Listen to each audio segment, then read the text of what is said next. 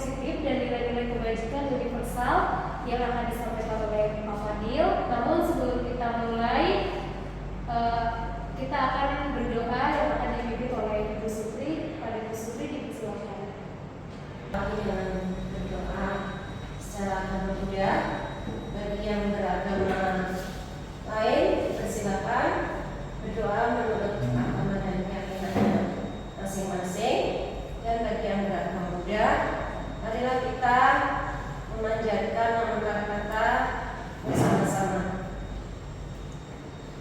Araham sama sambuddho bhagava Buddhang bhagavata Supatikano bhagavato sawaka sanggo sangham namami.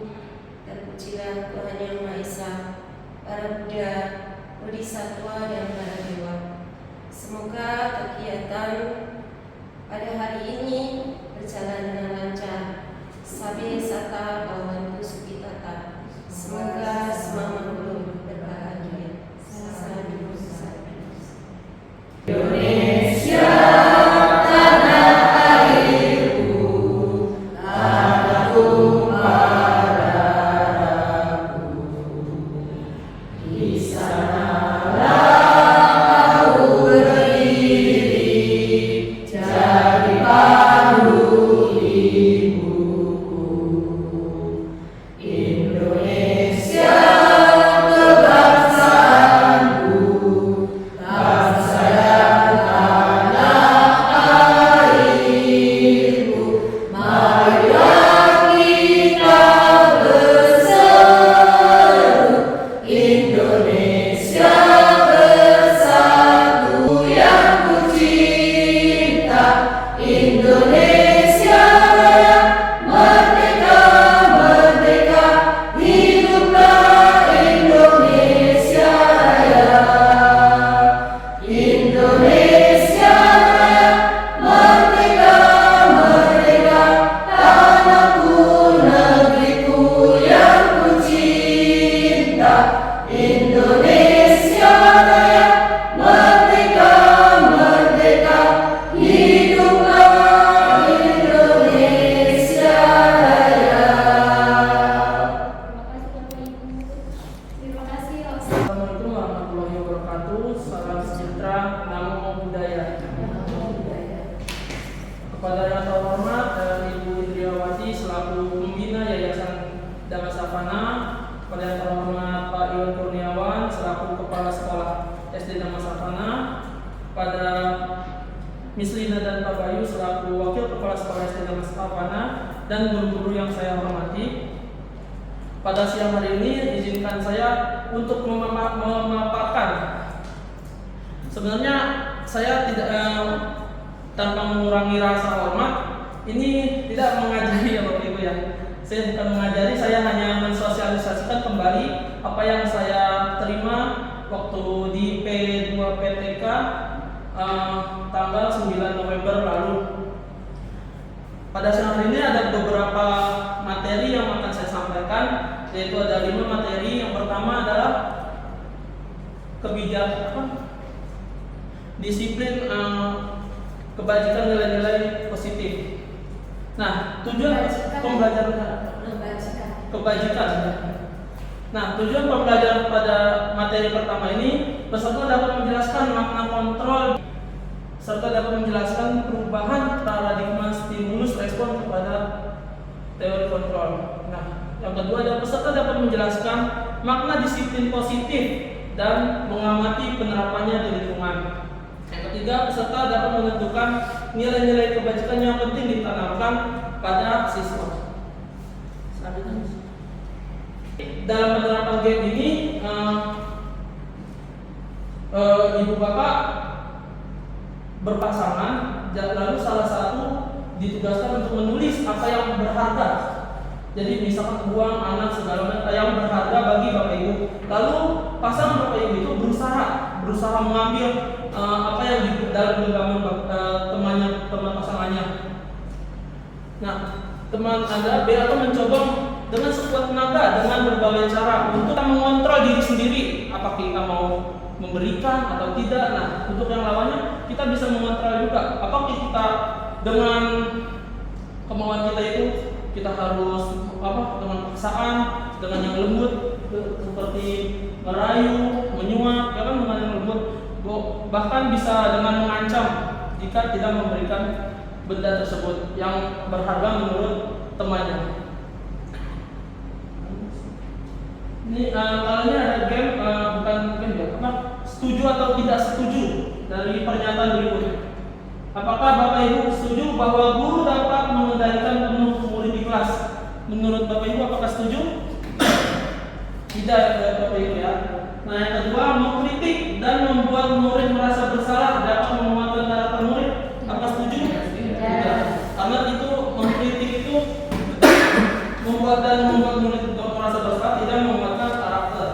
Lalu peraturan harus dipatuhi apabila dilanggar, konsekuensinya ada. Ini dulu motivasi siswa itu untuk mendapatkan hadiah, bukan untuk bertanggung jawab terhadap dirinya.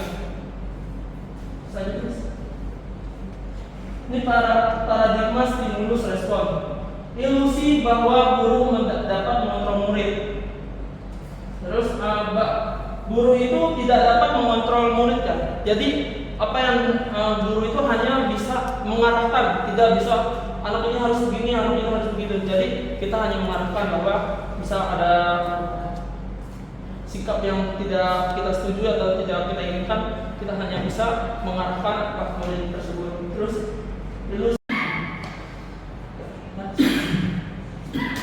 nah, ini ada teori kontrol dari Dr. William Glasser. Semua perilaku memiliki tujuan, bahkan terhadap perilaku yang tidak disukai.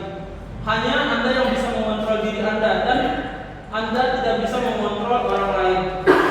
Nah, jadi apapun yang ini perilaku itu istilahnya anak itu punya tujuan tersendiri. Contoh, misal di kelas dia main bokep, itu kan untuk kesenangan dirinya sendiri, bahkan bisa mengganggu orang lain. Ini perubahan paradigma stimulus respon, teori kontrol, dan teori pilihan.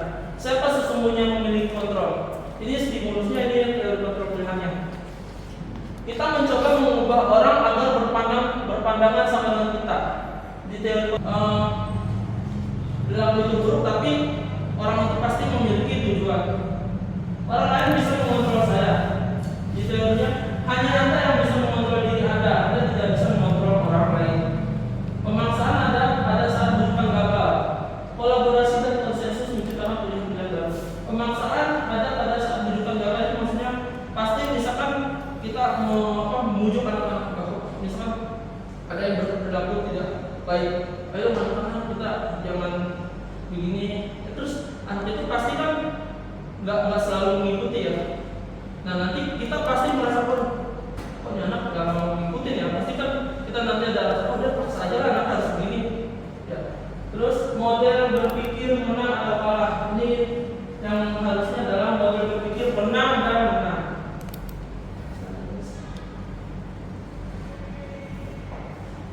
Nah, ini nanti kita sampai yang saya ceritakan ketika mendengar kata disiplin. Kira-kira kemarin itu saya pelajari, jadi setiap peserta dikasih kertas post-it, suruh tulis apa yang terlintas di benak kita. Nilai-nilai kebajikan, contohnya ini ada nilai kebajikan adalah sifat positif manusia yang merupakan tujuan mulia yang ingin dicapai setiap individu. Lalu nilai kebajikan setiap perilaku atau perbuatan memiliki suatu tujuan seperti yang tadi dikatakan Dr. William Glasser. Lalu yang ketiga, dengan mengaitkan nilai-nilai kebajikan yang diyakini seorang, maka motivasi intrinsiknya akan terbangun sehingga menggerakkan motivasi dari dalam untuk mencapai tujuan mulia yang diinginkan. Selanjutnya, nilai-nilai kebajikan yang ingin dicapai setiap anak Indonesia kita kenal dengan istilah profil pelajar Pancasila.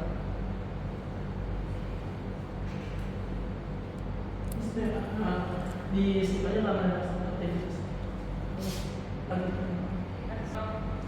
materi dari ini kebajikan universal. Selanjutnya kita akan masuk ke teori yang kedua, yaitu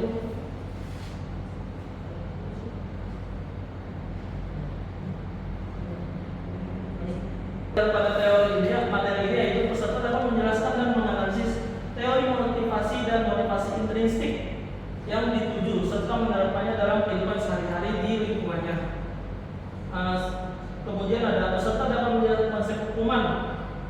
hukuman, konsep penghargaan, dan konsep pendekatan restitusi. Untuk restitusi nanti kita akan saya sampaikan di materi yang paling terakhir. Yang ketiga, peserta dapat melakukan pengamatan dan peninjauan atas praktik penerapan konsep tersebut di lingkungan sendiri. Jadi sebenarnya materi-materi ini pasti Bapak Ibu udah melakukan, cuma mungkin tidak tahu istilah-istilahnya. Jadi di sini pasti Bapak Ibu menerapkan, cuma nanti istilah-istilahnya baru kita temui di sini. Pembelajaran ini hukuman itu tidak dibolehkan, tidak boleh diterapkan kepada anak-anak. Yang dibolehkan itu konsekuensi. Yang kedua, hukuman bersifat baik selama tidak dilakukan dengan kekerasan. Nah, namanya hukuman itu sebenarnya tidak terlalu baik ya untuk siswa. Terus ketiga, penghargaan membuat anak lebih termotivasi. Seperti yang tadi saya sampaikan, penghargaan itu hadiah, bahkan hadiah itu boleh diberikan setelah anak itu mendapatkan sesuatu nilai yang bagus atau perilaku yang positif. Motivasi. Ini teori motivasi perilaku manusia dari Dr. Diane Gosen. Motivasi eksternal berarti motivasi dari luar untuk menghindari ketidaknyamanan atau hukuman. Nah, jadi untuk yang pertama, motivasi eksternal ini bisa jadi anak berpikiran bahwa dia tuh melakukan sesuatu hanya untuk menghindari hukuman. Contohnya tidak mengerjakan PR. Itu motivasi anaknya itu bukan karena aku mau ngerjain PR deh, karena ini ada tanggung jawab saya. Tapi yang pertama ini untuk menghindari hukuman, jadi agar dia tidak dihukum oleh gurunya. Yang kedua ini motivasi internal ya, untuk mendapatkan imbalan. Ada motivasi eksternal untuk mendapatkan imbalan dari orang lain atau institusi. Ya, seperti yang saya bilang, jadi apa misalkan dia mau belajar ulangan lain, tidak takut akan hukuman dari guru-gurunya. Ini ada merdeka menurut Ki Hajar Dewantara.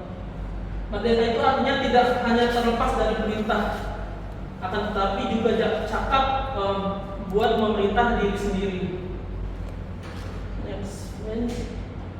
Nah, selanjutnya ada hukuman. Ini yang tadi saya sampaikan, perbedaan hukuman dan konsekuensi. Jadi hukuman itu sama konsekuensi emang hampir mirip, cuman hukuman itu kan lebih, anak itu kan bahkan kalau misalkan mendapatkan hukuman lebih takut. Kalau konsekuensi lebih kayak dampak yang diterima anak itu. Itu sebenarnya sah-sah saja, karena itu termasuk hukuman, konsekuensi bukan hukuman. Jika hukuman itu lebih kayak memaksa anak itu untuk push-up, untuk apa, kalau misalkan lari kan anak-anak itu juga senang, cuman walaupun agak capek gitu.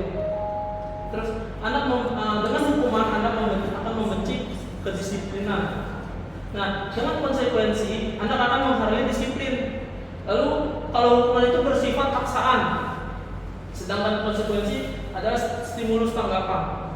Terus hukuman itu mendorong anak menyakiti diri sendiri, sedangkan konsekuensi mendorong anak akan mudah menyesuaikan diri. Lalu di dalam hukuman itu konsep diri yang buruk, di konsekuensi konsep diri yang baik. Terus di hukuman itu anak belajar untuk menyembunyikan kesalahan, sedangkan di konsekuensi anak belajar untuk mematuhi peraturan.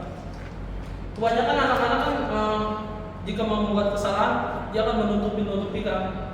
Sedangkan di konsekuensi kita dengan penyampaian yang baik, maka anak itu akan mengerti apa yang harus dia diubah dari dirinya dia. Lalu dicatat 100 kali di buku dengan kalimat saya tidak akan terlambat lagi. Dan itu termasuk hukuman. Terus lari mengelilingi lapangan basket 2 kali tanpa terlambat hadir di sekolah. Nah, yang kedua ini sebenarnya masih diperdebatkan, tapi kemarin yang menyampaikan itu bilangnya ini konsekuensi sebenarnya. Terus murid diminta push-up karena tidak menggunakan masker ke sekolah. Itu termasuk hukuman karena akan membahasakan dirinya. Menggantikan kertas tugas rumah yang telah dicoret-coret termasuk konsekuensi karena dia akan mendapatkan konsekuensi dari dampak dari yang anak itu lakukan. Lalu membersihkan tumpahan air di meja tulis karena tersenggol pada saat belajar. Contohnya kan biasanya anak kan menaruh botol di meja terus tumpah. Nah, kita tuh nggak boleh maksudnya menghukum anak harus sendiri, tapi memberikan pengarahan konsekuensi agar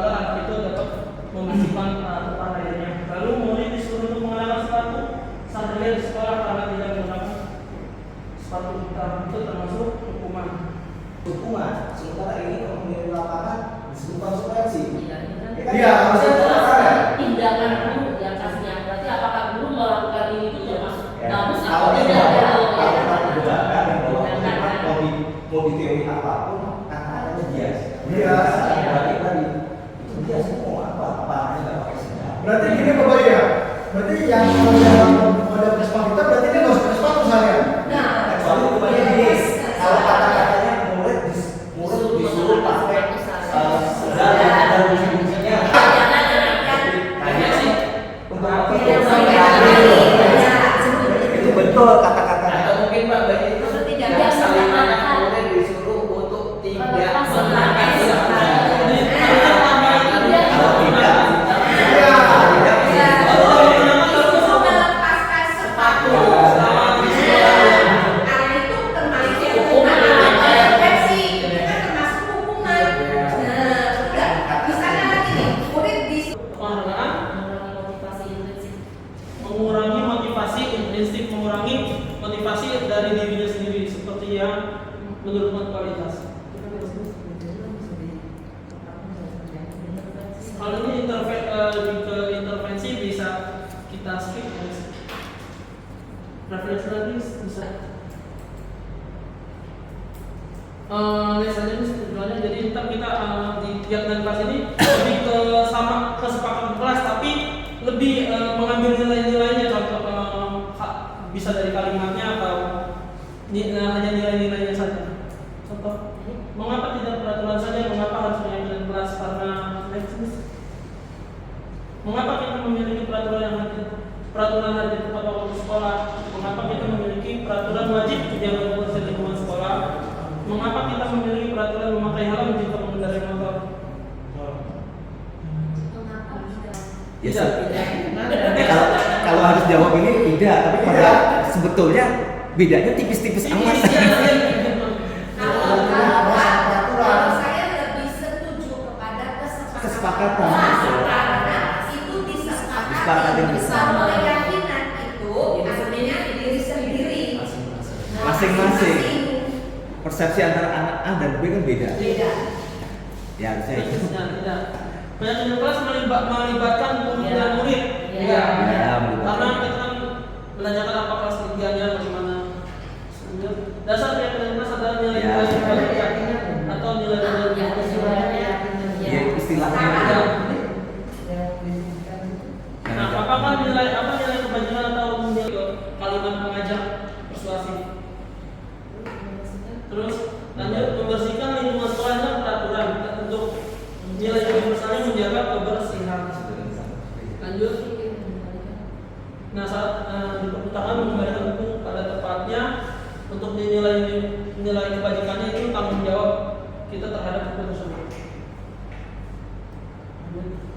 Langkah-langkah ini langkah-langkah untuk menyusun keyakinan kelas. Yang pertama itu berdiskusi untuk memunculkan peraturan yang perlu ditaati warga kelas. Jadi kita gali tadi kebutuhan dasar dan 5 posisi kontrol guru. Lanjut. Nah, jadi ada 5 kebutuhan dasar manusia, yaitu pertama untuk bertahan hidup. Manusia membutuhkan penguasaan, kasih sayang, dan rasa diterima. Terus kebebasan, ada kesenangan. Kebutuhan dasar pada manusia merupakan unsur-unsur yang dibutuhkan oleh manusia dalam menjaga keseimbangan baik secara fisiologis maupun psikologis. Hal ini tentunya bertujuan untuk mempertahankan kehidupan dan kesehatan. Kebutuhan dasar bertahan pangan, makan, dan pakan seperti rumah, tempat atau tempat tinggal. Yang kedua, kasih sayang dan rasa diterima. Kebutuhan untuk diterima. Kebutuhan psikologis untuk disayangi dan dapat diterima oleh orang tua maupun di lingkungan sekolah. Nah, jadi anak itu kan butuh juga kasih sayang dari orang tua, rasa diterima di lingkungannya, di kelas, di rumah, diakui oleh temannya, wah ini anak ini hebat, terlalu anak-anak ada lari-larian dari prosotan, anak-anak yang teman-teman yang lain melihat, dia kan ada rasa, wah saya pengen diakui nih sama teman saya kalau saya itu hebat. Yang keempat ada kebebasan. Kebutuhan untuk bebas adalah kebutuhan akan kemandirian, otonomi, memiliki pilihan, dan kebutuhan akan kesenangan adalah kebutuhan untuk mencari kesenangan, bermain dan tertawa. Anak-anak dengan kebutuhan dasar kesenangan tinggi biasanya ingin menikmati apa yang dilakukan. Mereka juga bisa terkonsentrasi tinggi saat mengerjakan hal yang disenangi. Contohnya, misalkan anak itu menggambar, bisa kan hal yang disenangi itu menggambar, dia saat dikasih tugas menggambar dia sangat konsentrasi sampai dia nggak mau diganggu sama temennya.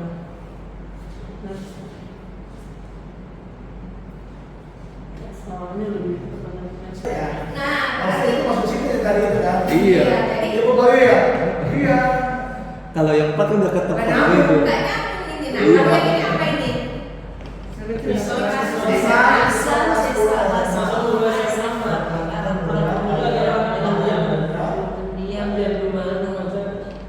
Kecil-kecil misalnya. Nah, Itu bisa berisiko. Banyak membaca Tiga bilang. saat keberdiam di kelas tiap jam istirahat. suatu ketika Suatu ketika SMA SMA karakter mulia ini Nama nama sekolah sekolahnya. adalah anak pendiam. Suatu ketika SMA karakter mulia mengikuti lomba yang berkelas SMA. kesenangan lagi tadi. Suatu ketika. Anggota tim yang mengancam. Nah, jadi kalau guru sebagai penghukum itu, jadi jika anaknya berbuat salah kita hukum. Nah, jadi kalau yang saya pelajari kemarin, jadi sebenarnya ini lapisan-lapisan, Mas. Jadi ini lapisan-lapisan. Jadi dari yang pertama itu guru sebagai penghukum, yang kedua itu yang baiknya guru membuat rasa bersalah, lalu guru bisa menjadi teman untuk siswanya, jadi pemantau, dan yang terakhir yang paling baiknya adalah guru sebagai manajer. Ini kita mau mengidentifikasi patuhi peraturan saya atau awas. Itu kira-kira posisi guru sebagai apa? Pembuat rasa bersalah. Penghukum. Penghukum. Patuhi aturan saya atau awas. Ya, jadi posisi guru sebagai penghukum. Terus ibu sangat kecewa dengan kamu. Coba pilih. Sama pembuat rasa Sama bersalah. pembuat rasa bersalah ya. Berapa kali Berapa bapak kasih tahu kamu ya? Sama. Kira-kira mantau apa pembuat rasa bersalah? Buat rasa bersalah. Tadi orang Berapa kali kita mantau? Mantau ya. Kalian tidak mantau ya? berapa kali nih? Bagaimana? Coba aja aja kurang tuh. Bagaimana coba kalau orang tua kamu tahu Jadi kelas satunya PS-nya di buku dia waktu kelas satu dia kelas satu Iya, kelas. bisa bisa. Mantap. Apa? Jadi misalnya di Bagaimana coba kalau orang tua kamu tahu berbuat begini? mantap. Memantau apa? Membuat rasa bersalah. Kan kalau Oke, dia- bisa membuat rasa bersalah ya. Membuat rasa bersalah bisa. Bersalah, iya. Lebih ke yang kamu melakukan sanksi atau sanksi atau konsekuensinya apa? Itu lebih ke guru yang Tulis konsekuensi masalah itu Pak. Sama. Nah, koreksi saya. Konsekuensi. apa sama ini berarti Teman. sebagai teman Tapi ya. itu.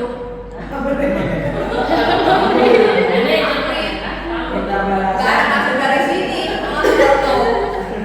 Ayo. Ayo ingat tidak bantuan Bapak selama ini. Nah ini tapi kan coba nggak ada tuh di lima kontrol guru tuh. Apa ada nggak sih? Ada coba. Apa ada? Ayo ingat nggak? Ada jawabannya itu. Nggak ada jawabannya. Nah, judulnya kalau yang ayo ingat tidak bantu bapak Teman. ini lebih gimana? Ayo nah bantu bapak biar bapak nggak banyak istilahnya kira-kira kan banyak kerjaan. Pengaruh kasih dari tanda-tanda. Ayo, tidak bapak selama ini. Apa yang Tanda tanyanya tadi mempengaruhi ya. Iya. Kalau tanda seru kan ngotot. Ayo, ingat tidak? Iya. Beda ya. Jadi pamrih ya. Harus ada. Nah, itu nggak boleh. Terus si guru juga contohnya gini loh. Kalau si guru berkata bohong, Kamu bohong ya? Nah, itu. bukan begitu. Sebenarnya dia nggak cantik gitu loh. Terus bapak bilang, nah begitu kamu cantik kan? Anak itu merasa bapak itu berkata bohong, dia tahu. Kita malah ini. Pada saat itu mungkin jangan Saya- bohong. Oke, saya lebih setuju begini. Kalau anak itu bisa menjawab pertanyaan, Bagus. ibu itu bilang begini, wah hari ini kamu hebat bisa menjawab pertanyaan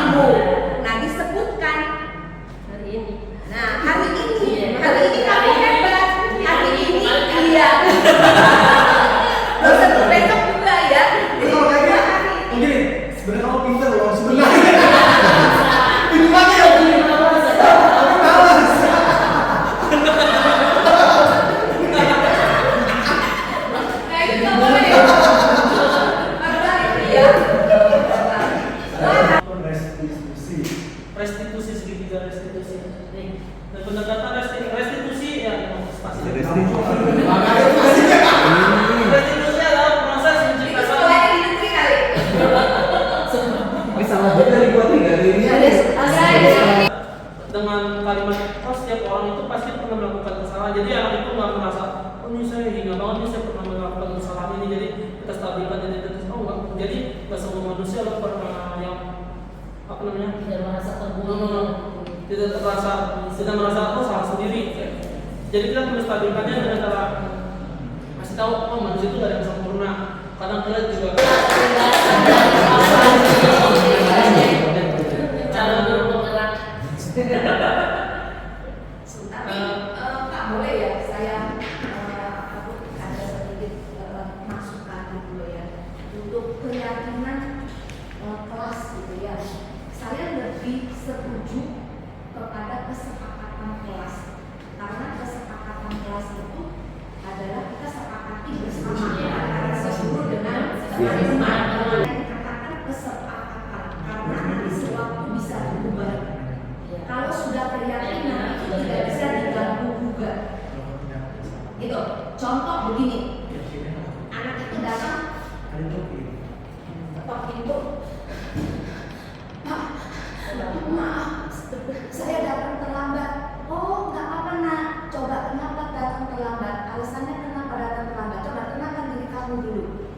Ayo, tiba-tiba mamanya di rumah itu jatuh, harus dibawa ke rumah sakit. Ada nggak bapak toleransi? Oh, itu nggak apa-apa, silakan masuk dulu. Nggak apa-apa nak. Itu kan bentuk toleransi. Teman-teman juga akan setuju. Tapi kalau udah satu keyakinan kelas tidak boleh datang terlambat. Nggak bisa diganggu gugat, mau apa juga nggak boleh, itu keyakinan. Nah, itu coba. Istilahnya ya. Iya. Harus kayak di apa namanya di TK hal seperti ini sudah dilakukan Pak.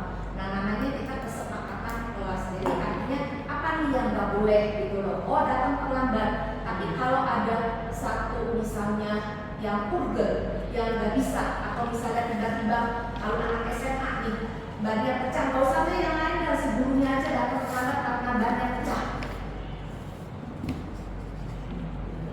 Ban motor atau bukan naik angkot mobilnya tiba-tiba mogok terus kita juga nggak punya transportasi untuk diganti. Kesepakatan karena itu dibuat kesepakatan kelas. Jadi setiap mungkin kelas ada misalnya ada kelas 1A, 1B, 1C gitu ya. Nah ini kan juga bisa berbeda nih kesepakatan kelasnya, ya kan gitu loh. Nah Tapi kalau kalau bisa bahasa doktrin, nah itu permasalahannya. Bener nggak bu? Iya, iya. Doktrin, nah ini dua keyakinan. Karena doktrin itu dari mana? Bener nggak bu? Dari yang kesepakatan itu kan ada sesuatu yang antara si A si B itu memang ini nggak ada kok Rancang. Coba iya jadi keyakinan gitu loh. Itulah merdeka Pak. termasuk yang kasus Merdeka kan ini juga tadi. ya. Ya udah merdeka aja, apa juga boleh. Itu kan termasuk yang kasus belakangan tadi yang Pak Joko sama Iya. tadi kan akhirnya kan cuma sampai sebatas itu kan. Iya. Nggak boleh ada hukuman kan itu dia kan. Iya. Cuma sampai sebatas itu. Sementara anak cuma tahu nggak boleh kata itu. Tapi anak orang yang sudah dikenai sesuatu Bagaimana? Korbannya tidak ditanyakan dan korbannya itu yang dia mereka yang kasus seperti ini gitu. Jadi mengesampingkan si korban seolah-olah korban itu harus menerima.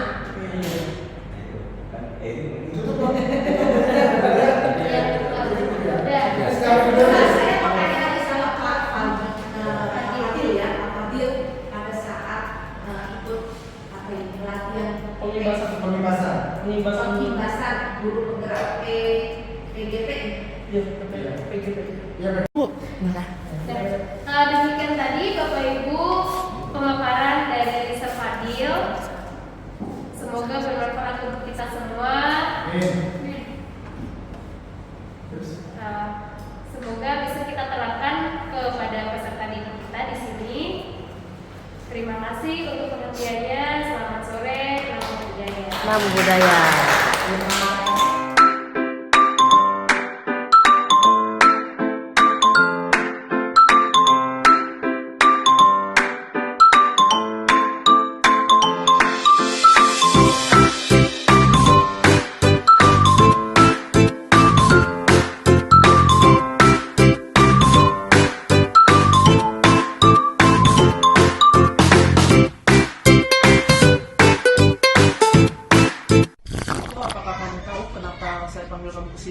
Tidak tahu, Pak. Jadi tadi saat istirahat, saya mendapatkan laporan bahwa kamu membuli Alvin. Apakah itu benar, Riko? Tidak, Pak. Saya hanya bercanda. Oh, jadi kamu tidak merasa kamu membuli ya? Memangnya kalimat seperti apa yang kamu katakan ke Alvin? Saya cuma bilang botak gendut, Pak. Oh begitu, Riko. Sebenarnya kalimat seperti itu sudah masuk ke kalimat bullying. Apakah sekarang kamu sadar kamu telah melakukan kesalahan? Ya, Pak. Saya sekarang sudah sadar bahwa saya sudah membuli Alvin, Pak. Baik, Riko. Jadi, waktu saya sekolah pun saya suka bercanda. Tetapi bercanda itu tidak boleh berlebihan. Tidak boleh menghina ciri fisik, agama, ras, dan suku. Iya, Pak. Tentunya Riko punya alasan mengapa mengatakan itu ke Alvin. Karena Alvin pelit, Pak. Saya minta jajanannya tidak dikasih, Pak. Oh begitu. Jadi Riko, jika Alvin tidak ingin memberikan makanannya ke kamu tidak boleh memaksa. Nah, kamu masih ingat keyakinan kelas yang kita telah sepakati? Bagian mana yang sudah kamu langgar? Ingat, Pak. Saling peduli, saling menghargai, dan saling menyayangi, Pak. Baik. Jadi apa yang akan Riko lakukan untuk memperbaiki kesalahan Riko? Saya akan meminta maaf kepada Alvin dan saya berjanji tidak akan mengulanginya lagi, Pak. Baik, bagus. Riko berusaha menjadi anak yang lebih baik lagi. Saya doakan semoga Riko menjadi anak yang saling menghargai, dan saya doakan semoga Riko menjadi anak yang berkomitmen.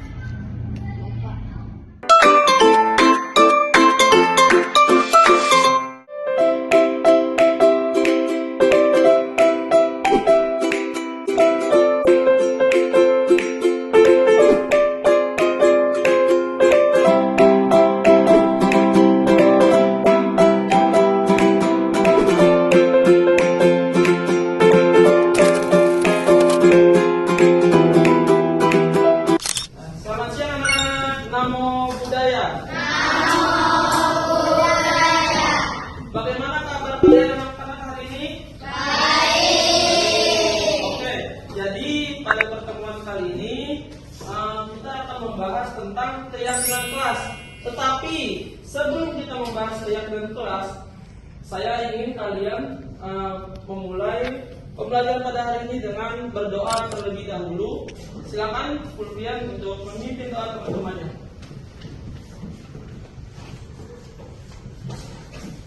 Ya, stand up please.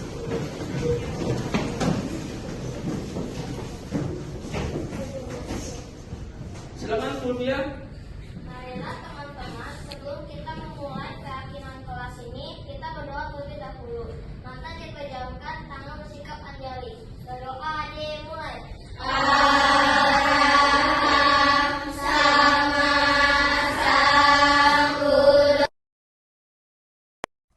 Keyakinan kelas.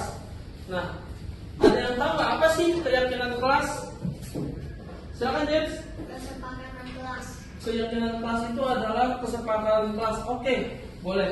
Tetapi perlu saya luruskan bahwa keyakinan kelas adalah gambaran dari nilai-nilai kebajikan atau nilai-nilai kebaikan yang kita terapkan bersama di kelas ini, tanpa membeda-bedakan suku, agama, dan ras. Jadi kita semua bersepakat untuk meyakini keyakinan kelas ini dengan harapan kalian akan menerapkan kedisiplinan positif. Ya, bisa dipahami apa itu keyakinan kelas? Bisa. Ya.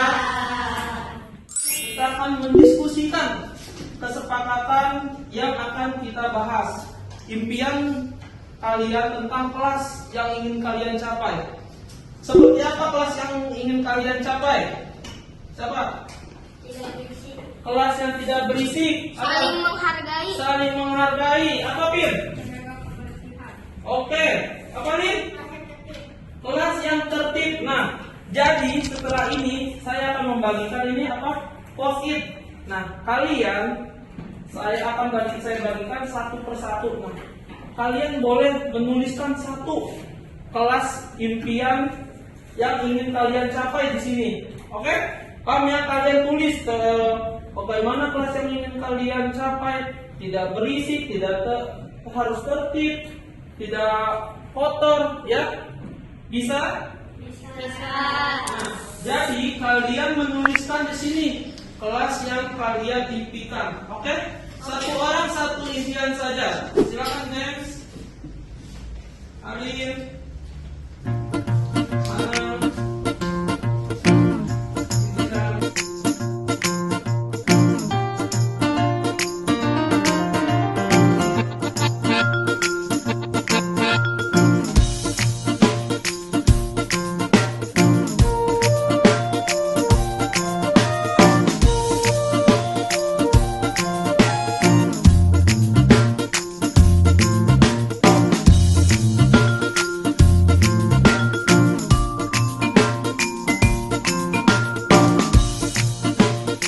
Nah, jadi kertas yang kalian sudah tulis, kalian tempelkan di papan tulis, boleh dari barisan Alin dulu terlebih dahulu. Boleh, Alin. Kalau sudah oleh Indira, ayo Indira silakan.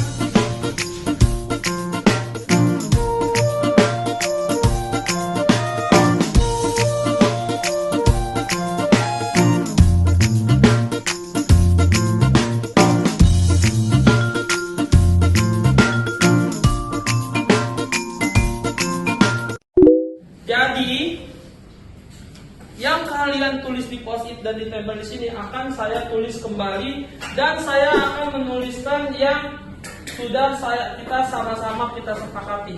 Ya, bisa dipahami ya. Nah, pertama di sini ada apa? Menjaga kebersihan kelas. 1. Menjaga kebersihan kelas.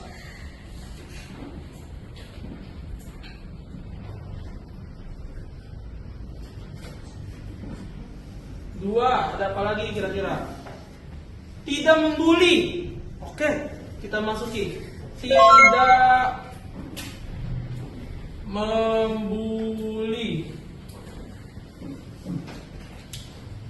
3, ada apa ini? Menjaga kebersihan, masih sama, oke? Jadi kita taruh lagi di sini. Lalu apa? Ada kelas yang tertib. Kelas yang tertib. Lanjut, ada apa lagi? Menjaga kebersihan kelas masih sama. Kelas saya ingin kelas yang tertib, masih sama. Menjaga kebersihan masih sama. Tidak membuli. Tidak berisik. Tidak berisik. Oke. Kelima, apa lagi? Tidak membuli. Temannya memiliki kekurangan. Oke, bagus banget ini. Apa? Tidak datang ke sekolah terlambat. Tidak terlambat.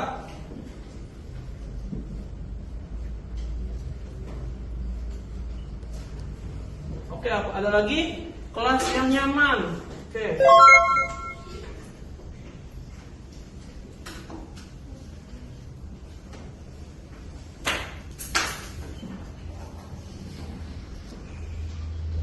Oke, ada lagi? Kelas yang tertib masih sama, tidak membeda-bedakan, tidak membuli, saling menghormati. Oke, boleh. Poin ketujuh, saling menghormati. Oke. Jadi ini adalah poin-poin yang telah kalian tulis dan sudah saya pilih beberapa. Nah, ada yang pertama yaitu menjaga kebersihan kelas. Bisa disepakati semuanya? Bisa. Oke, sepakat ya. Lalu yang kedua.